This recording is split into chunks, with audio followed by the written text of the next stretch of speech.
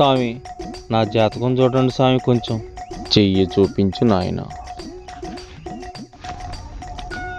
నీకు మంచి గుణవంతురాలు, విద్యావంతురాలు, మంచి భార్య ఇంట్లో అడుగు పెడుతుంది నాయన. నీకంతా శుభమే జరుగుతుంది. విద్యావంతురాలు, గుణవంతురాలు ఆ వచ్చేదానికి మా భార్య ఒప్పుకుంటా స్వామి. ఈ జన్మకి చాలు, నేను పోతాను, నాకు ఇది వద్దు.